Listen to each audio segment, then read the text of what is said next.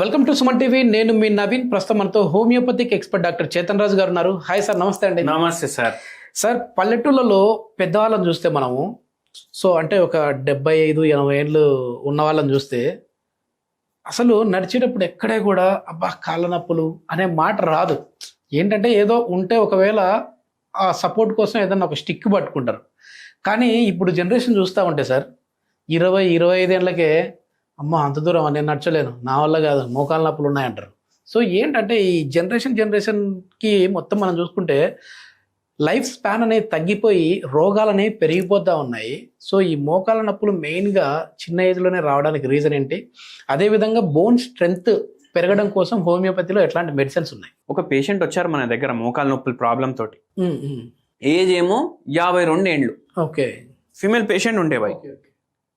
ఆ అమ్మ మొత్తం బాధలు చెప్పుకునేటప్పుడు ఎంతసేపు చెప్పుకున్నారు, ఎంతసేపు బయట వెయిటింగ్ చేసిండ్రు. ఏం చేస్తుండే తెలుసా? ఇట్లా కూర్చొని వాళ్ళ బాబుతో మాట్లాడేటప్పుడు మసాజ్ ఇట్లా మోకాళ్ళకి మనతో మాట్లాడేటప్పుడు కూడా ఇట్లానే నడుస్తూనే ఉంది. అయితే ఏందమ్మా ఇట్లా నేను ఆపేసినాను అంటే నాకు నొప్పులు పెరుగుతున్నాయి. Okay okay. ఆపేసినాను అంటే నొప్పులు పెరుగుతున్నాయి నాకు. ఇట్లానే ఉంటా మొత్తం రోజు. ఇదే నా పని. టీవీ చూడడం, ఇది చేయడం, ఛానల్ మార్చడం, ఇది చేయడం. అది ఆపితే నాకు నొప్పి పెరుగుతుంది. గ్రేడ్ 3 ఆస్టియోఆర్థరైటిస్ ఉండే. Okay okay. అయితే వీళ్ళు 5 ఉంటారంట ఇంట్లో. 5 ఇంట్లో ఉంటే వాళ్ళ ఇల్లు మొత్తం ఎక్స్పెన్సెస్ నెలకు ఎంత ఉండాలి? మినిమం తక్కువ అన్న ఒక 15-20 వేలు అనుకోండి. 20 అంటే అన్ని రావాలి. పిల్లలు, బట్టలు, మళ్ళా పుస్తకాలు, తిండి గిండి, బయటికి పోవడం, ఇంటికి రావడం, కార్ ఖర్చు, బస్ ఖర్చు అన్ని మొత్తం కలిపి 1 లక్ష వస్తాయి కదా. వాళ్ళకు 15 లక్షలు అవుతుందంట. 15 లక్షలు. వాళ్ళ లైఫ్ స్టైల్ ఎట్లా ఉంది బై? పెద్ద ఇల్లు. మనం పెట్టుకునే దాన్ని బట్టి సార్. ఎందుకంటే ఇప్పుడు 20,000 జీతం సంపాదించేటోళ్ళు కూడా 15,000 ఖర్చు పెట్టుకుని 5,000 మిగిలించుకుంటా ఉన్నారు. ₹1,00,000 వచ్చేటోడికి సరిపోవట్లేదు. అయితే ఏంది, వాళ్ళు రెగ్యులర్ అయిపోయారు, జర తగ్గినాయి వాళ్ళకు. అయితే అప్పుడు ఓపెన్ అప్ అవుతారు కదా పేషెంట్లు, జర ఫ్రీ అవుతారు. ఇంటికి ఇంటీరియర్లకు 8 కోట్లు పెట్టిరంట. 8 కోట్లు. 8 కోట్లు అంటే ఒక బండ ఈ గోడకు పెట్టాలంటే ఆయన ఏడికో జపానో జర్మనీకి పోయి అక్కడ నుంచి తీసుకొని వస్తారు, పెడతారు. అంటే ఇప్పుడు షాక్ కదా మనిషి. అయితే ఇప్పుడు వాళ్ళు ఏదైతే బండ వేసిరు కదా ఇంట్లో, మళ్ళీ వాళ్ళు ఇల్లు బట్టి కూడా ఒక 7-8 ఏళ్ళు అయింది. బండ వేసిండ్రు కదా ఇంట్లో, ఆ బండ కూడా ఇంపోర్టెడ్ బయటికి వెళ్ళి మళ్ళీ వెట్రిఫైడ్. అంటే ఎంత షైనింగ్ ఉంటుంది, గ్లాస్ లాగా ఉంటుంది. ఓకే, గ్లాస్ లాగా ఉంటుంది. ఇప్పుడు వీళ్ళు ఉంటున్నారు దాంట్లో. నాకు అర్థమైందంటే అట్లాంటి బండల మీద నడిచినా కూడా మోకాళ్ళు అరిగిపోతాయి. కరెక్ట్ అన్నారు మీరు. ఇప్పుడు వాళ్ళకు ఎట్లా అంటే పూజా గదిలో చెప్పులు వేసుకొని పోవద్దు, వంట గదిలో చెప్పులు వేసుకొని పోవద్దు. అది వాళ్ళు మెయింటైన్ చేస్తున్నారు. లేడీస్ ఏం చేస్తారు? వంటలు ఎంతసేపు చేస్తారు రోజు? నిలబడి చాలాసేపు చేస్తారు. మార్నింగ్ ఒక 1.5 గంట చేస్తారు, మధ్యాహ్నం ఒక గంటన్నర, మళ్ళా నైట్ ఒక గంట 4 గంటలు అయితే నిల్చొని ఉండాలి కదా బండరాయి మీద. ఖచ్చితంగా. ఇప్పుడు మీరు ఒకటి గుర్తు చేసుకోండి, మీ నాయన వాళ్ళ నాయన, మీ తాత ఎంత స్ట్రాంగ్ ఉంటుండే. అవును. మా నాయన వాళ్ళ నాయన కూడా ఫుల్ స్ట్రాంగ్, పత్తడిపోటు బాడీ ఉంటుండే వాళ్ళది. ఊరికాడ అన్ని పనులు చేసుకుంటా, ఎంత సౌకారు ఉన్నా, ఎంత గరీబుడు, సేమ్ లైఫ్ స్టైల్ ఉంటుండే వాళ్ళది. ఇప్పుడు ఇంటికాడ లోపట బండరాయి ఉంటుండే, ఈ టైల్స్ అయితే ఉండకపోతుండే కదా. అవును. మళ్ళా ఇప్పుడు ఈ టైల్స్ ఉంటాయి ఇంటికాడ అందరు. ఆ టైల్స్ అంటే అంత మీరు ఎంత ఎదిగితే, ఎంత డబ్బు ఖర్చు పెట్టి ఏదైనా లగ్జరీ అలవాటు మనం చేసుకుంటే మనకు అంత రోగాలు వస్తాయి. ఇప్పుడు ఈ బండరాయిలు ఊర్లో ఉంటాయి, వాళ్ళకి మోకాళ్ళ నొప్పులు తక్కువ ఉంటాయి. మీకు గమనించండి. నిజమే. ఎందుకు? మనం దాని మీద నిల్చున్నా నడుస్తున్నా మనకు ఫిజియోథెరపీ అవుతుంది. మనకు ఆర్చెస్ ఉంటాయి మన ఫీట్లా, అంటే పాయింట్లు ఉంటాయి. Acupuncture points. అక్యుపంక్చర్ పాయింట్లు కాదు, మన బాడీ డిజైనింగ్ ప్రకారం పాయింట్లు ఉంటాయి. ఆ పాయింట్లు ఏం చేస్తాయి? ఏ కాడ ఎంత వెయిట్ పడాలి. Okay okay. దేవుడు అట్లా డిజైన్ చేసిండు మన బాడీని. మనం ఏం చేస్తాం? ఇట్లా పాలిష్ బండలు వేసుకొని టైల్స్ అనే దానికి పేరు పెట్టి, వెట్రిఫైడ్ అని పేరు పెట్టి, అవి టెంపరేచర్ కూడా దాన్ని చక్కగా ఉండదు. ఇప్పుడు మన బండరాయి ఉంది అనుకో, అట్మాస్ఫియర్ టెంపరేచర్ ఎట్లుంది ఆ బండరాయి టెంపరేచర్ కూడా జర సిమిలర్ ఉంటుంది, అనివేరి ఉంటుంది దాని సర్ఫేస్ కూడా. ఇక్కడ చలికాలంలో మరీ చల్లగా అయిపోతాయి, వేడి కాలంలో ఇంకా వేడిగా అయిపోతాయి, ఈ వేరేవి కొత్తవి.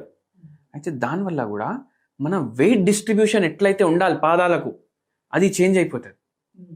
దాంతో పాదాల్లో స్వెల్లింగ్, మోకాల్లో నొప్పి, ఈ ఉంటాయి కదా హిప్ జాయింట్స్, ఈ చిప్పలు పాడవడం ఇట్లా అవుతుంది. సో ఈ పేషెంట్లో కూడా అట్లా అయింది. ఇప్పుడు మనం ఇప్పుడు చూడండి, చిన్న పల్లెటూరు అనుకోండి, అక్కడ మోకాలు నొప్పి పేషెంట్లు తక్కువ ఉంటారు. ఎందుకంటే వాళ్ళకి సాధనాలే ఉండవు కదా, ఒక్క కాడికి ఇంటికొకడికి పోవాలంటే వాకింగ్ పోతారు వాళ్ళు 1.5 కిలోమీటర్ 2 కిలోమీటర్స్. మనలాగా యాక్టివ్ వేసుకొని బర్రని వెళ్ళిపోరు వాళ్ళు, అవునా కదా. అయితే షుగర్ పేషెంట్లు తక్కువ ఉంటారు, మోకాలు నొప్పి పేషెంట్లు తక్కువ ఉంటారు. అందుకే డాక్టర్లు అందరూ సిటీకి వచ్చి పెడతా ఉంటారు హాస్పిటల్స్. అయితే ఇప్పుడు మళ్ళా పల్లెటూరు నుంచి చిన్న టౌన్కి వెళ్ళండి, జర చిన్న చిన్న ప్రాబ్లంలు పెరుగుతాయి, అవునా కదా. ఇంకా పెద్ద సిటీకి రండి, మోకాలు నొప్పి, షుగర్ వ్యాధి, బీపీ వ్యాధి, ఈ పేషెంట్లు పెరుగుతారు. సిటీలోకి వెళ్ళి డెవలప్డ్ సిటీ టోక్యో లేదంటే New York, new Jersey full developed, అటు గోక్కోవడానికి కూడా ఒక మషిన్ ఉంటుంది. సో అప్పుడు ఏమైపోతాయి, ఇంకా రోగాలు పెరుగుతాయి, క్యాన్సర్ వ్యాధులు, ఆటో ఇమ్యూన్ ప్రాబ్లంలు, ఇవన్నీ. ఎంత డెవలప్మెంట్ అవుతున్నాం మనం, మన శరీరానికి అంత హాని చేస్తున్నాం, సింప్లిసిటీ మనం లీడ్ చేస్తలేం. మళ్ళా ఈ టైల్స్ ఉన్నాయి అంటే మళ్ళీ యాక్యుప్రెషర్ చెప్పులు వేసుకుంటాం. మనకు ఫ్రీలా బండరాయి మీద యాక్యుప్రెషర్ అవుతుండే కదా, మట్టిలో నడిస్తే యాక్యుప్రెషర్ అవుతుంది కదా, మళ్ళీ చెప్పులు ఎందుకు మనకు, అవునా కదా.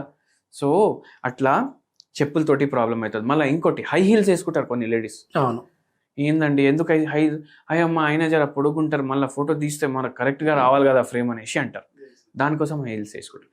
దాంతో నరాల బలహీనత, నడుము నొప్పి ప్రాబ్లం, మోకాల నొప్పులు, పాదాల కింద తిమ్మిర్లు, మంటలు, ఇవన్నీ దానివల్ల వస్తాయి. Okay okay. సో లైఫ్ని మాడిఫై మనం మన హెల్త్ కోసం చేసుకోవాలి, కానీ మన బాడీ మాడిఫికేషన్ లైఫ్ థ్రెటనింగ్ అవ్వద్దు.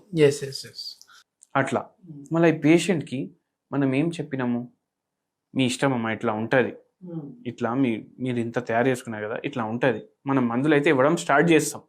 తగ్గడం స్టార్ట్ అయింది. ఓకే, తగ్గడం స్టార్ట్ అయినాక ఏందమ్మా మళ్ళా బండ అది ఏంది సార్ మీరు అది అన్నారు కదా అట్లా మళ్ళీ కోట్లు పెట్టించి బండలు వేయించడం, మళ్ళీ ఏం చేసినామంటే ఏం లేదు సార్, ఇప్పుడు నేను పూజా గదిలో పోగానే కింద కూర్చుంటా, మ్యాట్ వేసుకొని కూర్చుంటా, ఇప్పుడు వంటింట్లో పోతలేను, నేను చెప్పులు వేసుకొని ఉంటున్నా ఫుల్ డే. Okay okay. మళ్ళా మీరు ఇచ్చిన మందులు వాడుతున్నా అండ్ ఆపరేషన్ కూడా చేయించుకుంటలేను, మీ మందులతోటి నాకు మంచిగా తగ్గింది, ఆపరేషన్ కూడా చేయించుకుంటా. వాళ్ళకి ఒకటి చెప్తా సార్, మన దగ్గరకు వారం తర్వాత ఆపరేషన్ చేసుకుందామని అనుకునేటోళ్ళకు కూడా నొప్పులు తగ్గినాయి. కానీ నేను ఒకటి చెప్తా, మనము ఎంఆర్ఐ కానీ ఎక్స్రే కానీ సిటీ కానీ ఎప్పుడు చేపిస్తాం, మనకి డిసీజ్ ముదిరింది అని తెలిసినప్పుడు డాక్టర్లు రెఫర్ చేసినప్పుడు ఎప్పుడు రెఫర్ చేస్తారు. మనకు పరేషాని దానివల్ల వస్తుందంటే మనం డాక్టర్ దగ్గర పోతాం. డాక్టర్ దగ్గర పోయి ఇది ఉంది అయ్యా పరేషాని అంటే నా ఎక్స్రే చేపిస్తే మనకు తెలుస్తుంది. అంతలో ఇంత అరిగిపోయింది. చాలా మందికి రోగం ఉంటది, వాళ్ళకు సిమ్టమ్లు ఉండవు. Okay okay, asymptomatic. అది ఎందుకు ఉంటుంది, 21 తర్వాత మన బాడీ చచ్చిపోవడం స్టార్ట్ అవుతుంది. ఓకే, 80 ఏండ్లకు మనం చచ్చిపోయినా ఆ ప్రాసెస్ ఏమో 21 ఏండ్లకు స్టార్ట్ అవుతుంది. Okay okay. మెల్లమెల్ల సంపుకుంటా బాడీ ఒక రోజు పూర్తిగా మన ఆత్మ వెళ్ళిపోతుంది బాడీలోకి వెళ్ళి.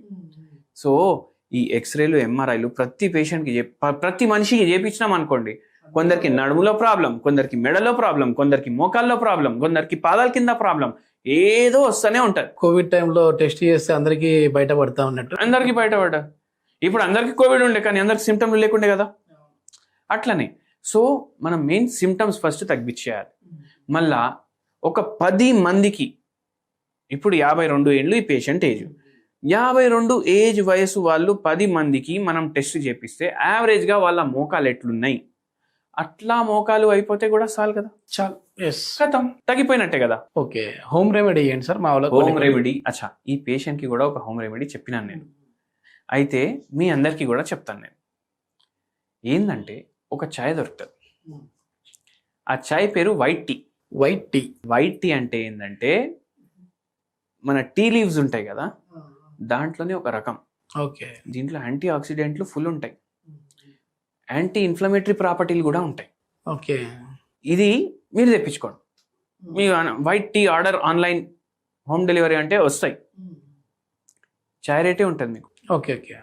కొంచెం మీకు ఒక 20 రూపాయలు 30 రూపాయలు ఎక్కువ ఉంటుండొచ్చు గంతే. గ్రీన్ టీ ఉంటుంది కదా, గ్రీన్ టీలో హెల్త్ బెనిఫిట్స్ ఉంటాయి కదా, దాంట్లో ఎన్నో తరాలు ఎక్కువ హెల్త్ బెనిఫిట్ దీంట్లో ఉంటుంది వైట్ టీలా. Okay okay. Anti inflammatory properties, energetic properties ఉంటాయి. అండ్ వీటితోటి మోకాల నొప్పుల్లో జర రిలీఫ్ ఉంటుంది, మీకు రిలీఫ్ మాత్రం ఉంటుంది. అయితే ఇప్పుడు గ్రీన్ టీ ప్రిపరేషన్ ఎట్లా చేసుకుంటారు? నార్మల్గా మీరు డికాక్షన్ తయారు చేసుకుంటారు కదా, గట్లనే తయారు చేసుకోవాలి. తయారు చేసేటప్పుడు ఇంత పసుపు కొమ్మ దాంట్లో దంచేసి వేసేయాలి, అది వైట్ టీ.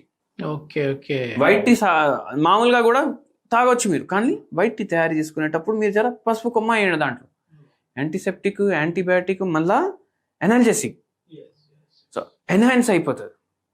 అది తాగి మీరు వచ్చి కమెంట్ చేయండి వారం తర్వాత ఎట్లా. నిజంగా చాలా మంచి ఇన్ఫర్మేషన్ సార్. ఏంటంటే మన లైఫ్ స్టైల్ అనేది ఏదో మనం టెక్నాలజీ వెనకాల పరిగెడుతూ మనం ఇంకా కొంచెం అభివృద్ధి పరంగా ముందుకు వెళ్తా ఉన్నాం అనుకుంటాం, కానీ బాడీని మాత్రం తగ్గించేసేస్తా ఉన్నాం, దాని పనితీరుని తగ్గించేసేస్తా ఉన్నాం, కాబట్టి ఈ రోగాలన్నీ వస్తూ ఉన్నాయి. ఎస్, థ్యాంక్ యూ అండి. Thank you.